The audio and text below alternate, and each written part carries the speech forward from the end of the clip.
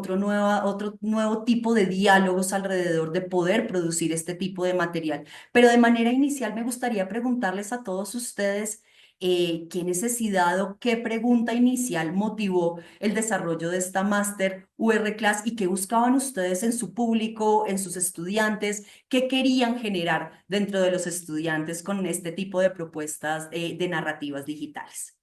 Ya veo aquí al profe Eric, al profe Juan Alberto. Entonces, Y a profe mí, Eric, un saludo y la profe Claudia también. no, Un es que no me saludo muy deja. especial. ¿Cómo estás? No tengo mi cámara habilitada, no me deja el anfitrión prender mi cámara. Mi profe, ya le decimos al anfitrión que te Súper. permita habilitar la cámara, pero si quieres vamos avanzando y pues, profe Eric, me encanta saludarte y cuéntanos qué te motivó a que nos pudieras acompañar en esta producción de narrativas digitales. Muchísimas gracias, Cielo, por la invitación. Un placer estar acá con ustedes y, por supuesto, hablar un poco de lo que es la apuesta de la educación digital en la Universidad del Rosario. Siempre será un gran placer. Pues cuando hablamos de las narrativas digitales, siento que es el lenguaje contemporáneo o el lenguaje de las nuevas audiencias. Es decir, cuando estamos hablando de la transformación digital, de ese profundo cambio cultural que ha significado para muchos segmentos poblacionales utilizar de manera intensiva la tecnología, pues tenemos que reconocer, y creo que todos estamos en ello, que pues la educación también se ve involucrada en ese proceso. Y la educación se ve involucrada en ese proceso por un tema sustancial, y es que nosotros no podemos descartar, digámoslo así, la necesidad, uno, de orientar los procesos educativos de extensión hacia lo que sería la virtualidad. Vemos cómo prácticamente hoy en día la oferta de educación continua está comenzando a desarrollarse de una manera completamente digital. Y por otro lado, comenzar a definir en los diferentes niveles de formación cuáles son los impactos que tendría la presencialidad o una virtualidad progresiva dentro de los diferentes programas. Un ejemplo de ello puede ser en un nivel como el nivel de pregrado. Pensar que los estudiantes en lo que tiene que ver con los núcleos obligatorios de sus asignaturas vean estas de manera presencial, de una manera convencional, pero que, por ejemplo, la electividad de los estudiantes pudiera ser ofrecida en un modelo digital, un modelo obviamente con un acompañamiento que permita pues una adecuada aprehensión y una adecuada apropiación de los diferentes contenidos y de los diferentes temas, pero sí comenzar a abordar ese tipo de desafíos en lo que tiene que ver con la educación en el pregrado. Y en posgrado, ni qué decir, o sea, hoy en día cerca de, si ustedes miran la oferta académica en el caso de una disciplina como el derecho, la oferta académica está llegando casi a un 45% a nivel nacional de una manera completamente digital, de una manera completamente electrónica, lo cual supone pues obviamente un gran desafío para nosotros como universidad. Nosotros hoy en la Facultad de Jurisprudencia ya tenemos cerca de 11 programas de especialización en una metodología HyFlex, pero uno de los grandes retos es cómo llevar ese HyFlex a algo un poco más profundo, a una educación presencial remota o algo que permita desarrollar la virtualidad con adecuados elementos desde el punto de vista metodológico. Entonces, pues sin duda alguna estamos en un gran reto y un gran desafío que supone también del lado del profesor, y creo que eso, pues tú estabas preguntando por mi motivación, mi principal motivación es aprender, es tratar de entender que una clase antes de una manera un poco magistral, convencional, debe pasar ya no solamente a un aprendizaje de cátedra activa, es decir, donde nosotros le brindemos cátedra activa a los diferentes estudiantes y participantes, sino que debemos ir mucho más allá. Y es que si es una educación mediada por la tecnología, pues las herramientas digitales se vuelven importantes. Algo en lo que tú estuviste y que a mí me pareció maravilloso fue entender cómo universidades como es el caso de la Universidad de Salamanca, ya le entregan a los estudiantes en el momento de ingreso a la universidad una suite de Notebook LM y además de eso una serie de herramientas para poder utilizar la inteligencia artificial dentro del ámbito académico. A ese tipo de desafíos nos debemos enfrentar y eso significa no solamente llevar de una manera automática los programas a un desarrollo digital o electrónico, sino también acompañar ese proceso con la formación necesaria tanto para profesores, para los mismos estudiantes y sobre todo con las herramientas que permitan desarrollar esa transición de una manera adecuada. Profe Eric, muchísimas gracias. Profe Claudia, tú acabas de iniciar nuestro proceso y haces parte de esta última temporada de Master UR Class. ¿Qué te motivó a acompañarnos en este proyecto de narrativas digitales? Bueno, ese proyecto ha sido tremendo porque digamos que desde la Facultad de Creación nuestro interés, si bien hay un componente presencial fundamental, nos interesa dejar una huella digital donde los estudiantes puedan encontrar una información que les permita tener agencia y pertenencia a un ecosistema creativo. Y digamos, ese fue como el origen de este trabajo conjunto que hicimos con Ana María Cifuentes y Clarisa Ruiz, que ha sido pues bien interesante y un aprendizaje tremendo. Gracias. Muchísimas gracias, profe. Profe Juan, también haces Mm, parte de nuestra última temporada. ¿Qué te motivó a acompañarnos? Digamos que la parte que más me interesó es entender esa transición que se está dando en general, y es que la inteligencia artificial en este caso nos llevaría como a tres estados, ¿no? Primero la usamos, luego dependemos de ella y luego probablemente nos puede reemplazar. Entonces, hay que hacer un ejercicio de reflexión muy importante, no solo para los docentes, sino para los estudiantes, si uno es usuario o es dependiente o ya va a ser reemplazado, ¿cierto? Esa es como la preocupación más importante. Y eso tiene una implicación, digamos, radical para la educación hoy en día, como lo mencionaban hace un momento. Pues ya todo el mundo piensa en que el objetivo es darle a los estudiantes las herramientas y luego ponerles retos. Pero, digamos, hay un desequilibrio muy importante de entender, y es que la inteligencia artificial también puede crear una distancia, ¿cierto? Un desequilibrio muy importante entre las personas. Uno tiene la idea que no es tan real, que los jóvenes todos manejan los medios y que los profesores también, ¿cierto? Eso no es real.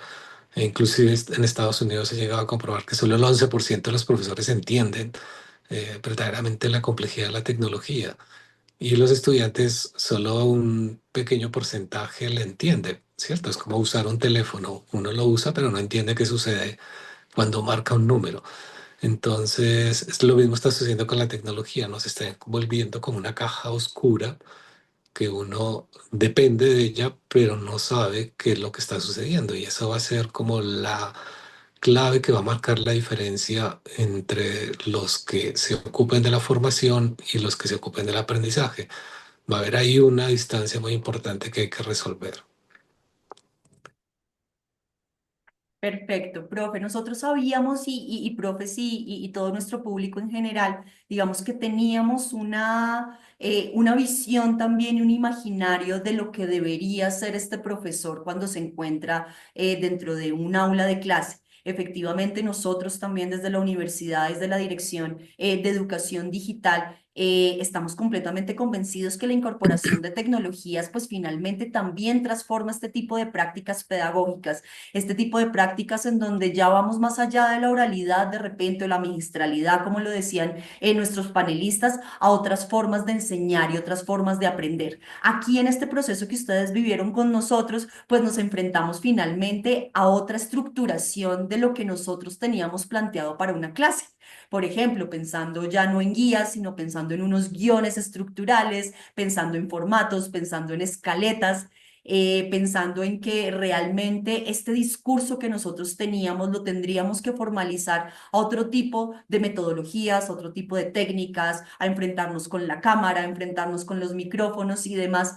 Queríamos saber de voz de ustedes qué aprendieron de ustedes mismos en la construcción de estos guiones y cuando se enfrentaron a otro escenario que va a ser completamente diferente a tener el estudiante en vivo en un aula con otro tipo de dinámica de interacción que aprendieron ustedes mismos de esta nueva narrativa. Entonces, si quieres, profe Juan, cuéntanos y aquí vamos dando una rondita por todos.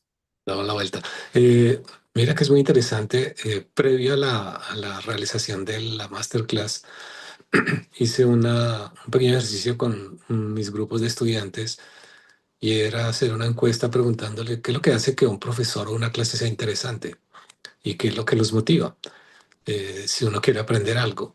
Y el 80% de las respuestas se basaban en que primero yo pueda decidir cuál es el camino que debo seguir, ¿cierto? Que no es que alguien me diga tiene que ir por aquí y aprender en este orden, sino que yo lo pueda decir. Y segundo, lo que más les captura la atención de alguien con el que están interactuando es que les dé la posibilidad de integrar el conocimiento a través de su propia experiencia. Es decir, que ellos puedan experimentar de alguna manera lo que uno está tratando de indicarles que se debe integrar. Entonces, eso fue algo que fue muy importante porque cuando uno hace este tipo de ejercicios, la parte más difícil es intentar construir la imagen en las personas de qué significa lo que uno está tratando de transmitir. Por ejemplo, a uno le dicen inteligencia artificial y todo el mundo tiene una imagen distinta, ¿no? Inmediatamente todo el mundo piensa en un computador, en las redes, en internet, pero no piensan que inteligencia como tal, ¿cierto? Son procesos de razonamiento y que esos procesos de razonamiento alguien los definió y que ese alguien que los definió lo que hace es basarse en la información que hay. Entonces uno está trabajando sobre algo que existe y la capacidad de crear pues es un poquito restrictiva, ¿no? Porque es como reconstruir o recrear lo que ya existe. Entonces, al hacer estos ejercicios, es importante entender eso, ¿cierto? Que uno tiene que transmitir una idea acerca de cuál es la importancia de ese medio, en este caso el uso de la inteligencia artificial en educación, que es el tema que me interesa, cómo uno, como docente y como estudiante, puede aproximarse a ella y qué es lo que puede hacer de ella, ¿no? Cómo uno no se vuelve dependiente de ella, más bien que se vuelva como un útil o algo que lo apoya y que le ayuda a resolver la crisis que tenemos en Latinoamérica, es que tenemos muchos jóvenes, muchos profesionales, pero sin una capacidad crítica profunda de razonamiento, ¿cierto? Entonces la inteligencia artificial se vuelve como esa herramienta, como ese bastón sobre el que todos se apoyan, ¿cierto? Se vuelve como una prótesis mental de las personas y esa prótesis mental les anula su capacidad de análisis crítico. Entonces, era ese el objetivo central de esta charla. Profe Claudia, cuéntame qué aprendiste en este proceso. Bueno, para mí fue un reto en realidad porque a mí me hace falta la interacción. Es decir, o sea, a mí la clase en vivo lo que hace es que me alimenta y las discusiones se vuelven ricas. Y esto en mono, o sea, es decir, digamos, también entendiendo que la Facultad de Creación no es un escenario tan en el que se dan clases magistrales de una sola persona hablando y ya está, sino hay unas interacciones de otra orden. Para mí fue un reto, pero fue un reto interesante porque también descubrí como ese docente curador, docente curador de información donde hay que estructurar, digamos, que si bien uno estructura sus clases, digamos aquí, había que hacer un ejercicio muy juicioso de hilar toda la información de tal manera que fuera completamente entendible, un poco como Juan Alberto decía, que los estudiantes puedan entender o la gente que está viendo la masterclass pueda entender exactamente lo que uno está diciendo. Entonces, digamos que ese ejercicio de poder conectar los puntos, de ver cómo es el hilo conductor, que sea interesante, que sea intenso, que sea igual de enérgico, pues me parece brillante. Pues digamos, ese es un aprendizaje buenísimo. Em, Me parece que para los estudiantes también es una herramienta útil, en el sentido en que también pueden pausarnos, es decir, como que pueden empezar a vernos y tal vez hacer como una pausa, poder entender o asimilar, irse a tomar un café y volver, ¿no? Que creo que eso al final en las clases no sucede, y creo que estos tiempos de asimilación son importantes. Entonces creo que como herramienta me pareció muy valiosa. Entonces fue un ejercicio bien interesante. Muchas gracias. Profe Eric, tú hiciste parte de nuestra primera temporada. ¿Qué aprendiste, pero además también que has aplicado un poco dentro de la práctica después de esta experiencia con Master VR Class? Bueno, sin duda alguna, el desarrollo, digámoslo así, de los guiones, la definición de los contenidos que se iban a desarrollar, la coordinación con los otros colegas que participaron en el proceso, hace que haya valido la pena todo. ¿Por qué? Porque efectivamente nos dimos cuenta de lo importante que es planear este tipo de actividades para que los contenidos que van a ser desarrollados en una modalidad virtual puedan permanecer en el tiempo, puedan ser empleados en diferentes oportunidades por parte de los diferentes estudiantes. Entonces, el hecho de tener, digámoslo así, ese gran desafío de lograr, sobre todo en temáticas que pueden llegar a ser muy dinámicas, generar contenidos que puedan ser revisados en diferentes momentos, generar además de eso las discusiones sobre las herramientas que deberían ser empleadas, pues fue muy útil. Yo creo que la gran enseñanza es una enseñanza de carácter metodológico que pues para nosotros fue muy relevante en la planeación de lo que es la educación a través de medios virtuales o una educación mediada por la tecnología. Y lo otro que puede llegar a ser muy importante es entender que detrás de la producción de un contenido digital hay muchas variables que implican pues el aporte de muchas áreas, no solamente de educación digital, sino también, por ejemplo, de la dirección académica, de todo lo que tiene que ver con el mercadeo, de todo lo que tiene que ver, obviamente, con la parte ya estrictamente de contenidos que ofrecen cada uno de los profesores de las unidades académicas. Entonces, realmente aquí hay un trabajo muy importante que puede ser muy bien aprovechado y que aporta muchísimo en lo que a mí me respecta, pues en entender todo lo que había detrás y todo lo que es necesario para desarrollar una clase bajo esta modalidad. Eh, Incluso para saber en qué casos se puede migrar a modelos distintos. Es muy distinta una asignatura virtual, ¿cierto? Que requiere mucha metodología, muchas herramientas, que requiere un seguimiento casi que a través de un instructor en el desarrollo de las actividades por parte de los estudiantes, a una modalidad que sea, por ejemplo, presencial remota, es decir, una modalidad que está mediada por tecnología, pero donde pues va a ser necesario es tener muy bien montados los contenidos y las actividades en aulas, definir muy bien los recursos que se encuentran allí vinculados, pero tal vez en el tema de la docencia directa será.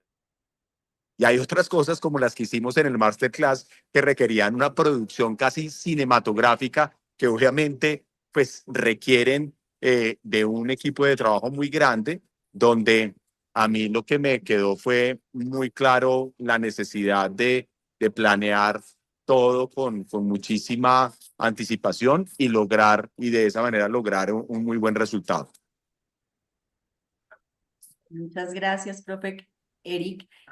Acá un poco atendiendo a nuestra sección anterior, donde nuestros expertos nos estaban contando y ampliaron muchísimo más el tema alrededor de los medios, cómo han cambiado, las narrativas han cambiado, no existen unas reglas definidas para lo que es cada una de las narrativas, y nos vemos ahorita con que nuestros estudiantes están consumiendo y toda la comunidad está consumiendo muchísimo contenido a través de redes sociales o otro tipo de narrativas que podemos podemos encontrar en plataformas digitales como los Reels, los podcasts, cómo esta audiencia es muchísimo más cercana a poder consumir este tipo de narrativas. ¿Ustedes cómo creen que esto lo podríamos aprovechar para la transformación de nuestra práctica o cómo la podemos aprovechar realmente para que nuestros estudiantes se conecten con el aprendizaje? Profe Juan, ¿tú qué piensas?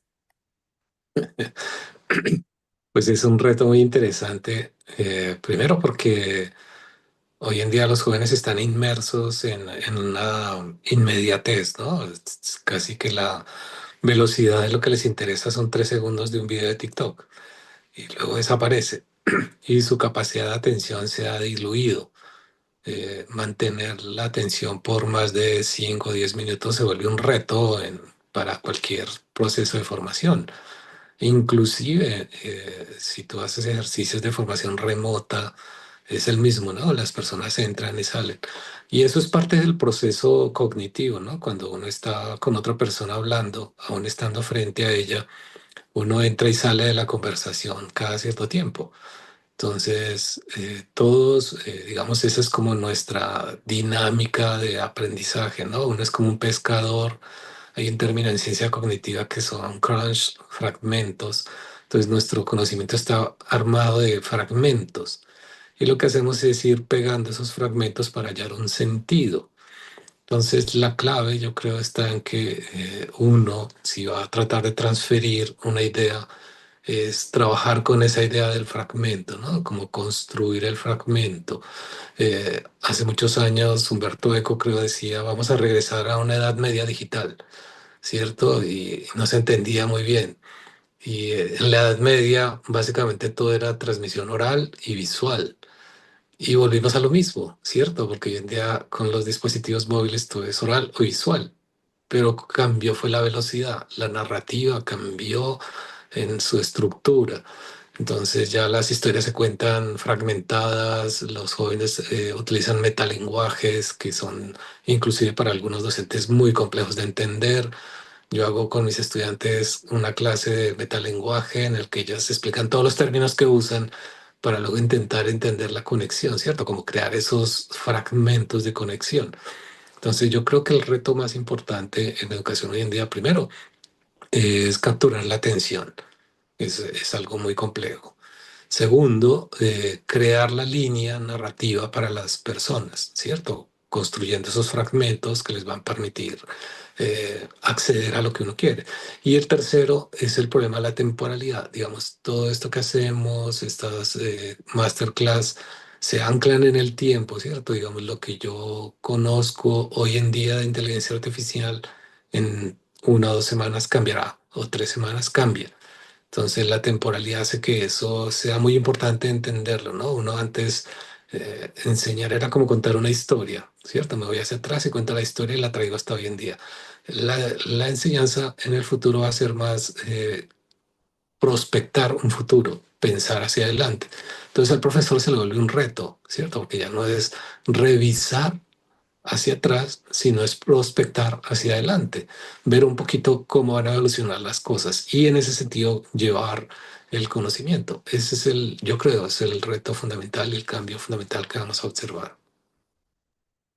Profe Claudia, ¿cómo crees que se da esta transformación o cómo podemos aprovechar este tipo de narrativas específicamente para la enseñanza y el aprendizaje? Pues yo creo que estos nuevos lenguajes son herramientas que son bien útiles, digamos, a la hora de conectarnos con nuestros estudiantes. Creo que hay que hacer una salvedad y es que lo corto, o sea, que por más corto que sea el canal, eso no quiere decir que sea la misma manera de pensar. Es decir, yo recibo una información corta, pero digamos que mi manera de analizar o de absorber esa información no necesariamente responde A lo mismo. exactamente. Ujú. Entonces, digamos que ahí puede haber información crítica, puede haber información robusta, importante, incluso siendo corto. Y entonces creo que ahí hay una potencia que podemos desarrollar. Por otro lado, creo que todas estas iniciativas o herramientas aisladas necesitan estar o ser parte de un sistema más grande, de un andamiaje donde uno pueda ampliar la información. si la información solo se queda en esas herramientas y en esos lenguajes, pues no estamos haciendo mucho. Pero si esta información se ancla a unos sistemas más grandes con múltiples lenguajes donde podamos ampliar la información y los estudiantes puedan ampliar la información, creo que ahí es donde está pues la solución, a mi modo de ver.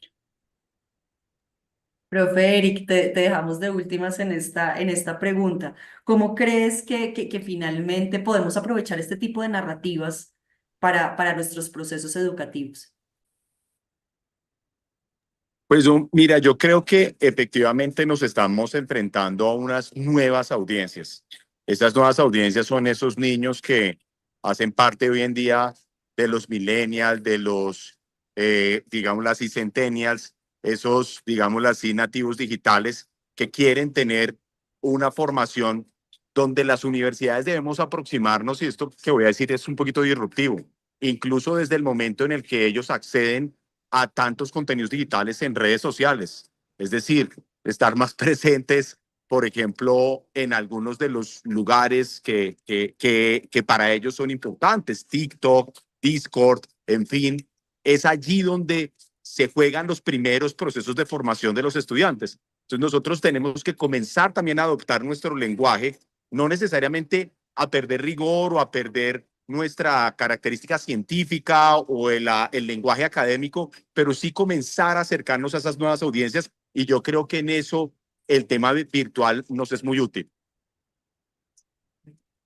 Profes, muchísimas gracias. Solamente quiero cerrar con una pequeña pregunta alrededor frente a estas narrativas digitales, frente a la virtualidad, frente a otro tipo de dinámicas de cómo estamos contando las historias. ¿Ustedes cómo definirían el papel del profesor, este rol del profesor?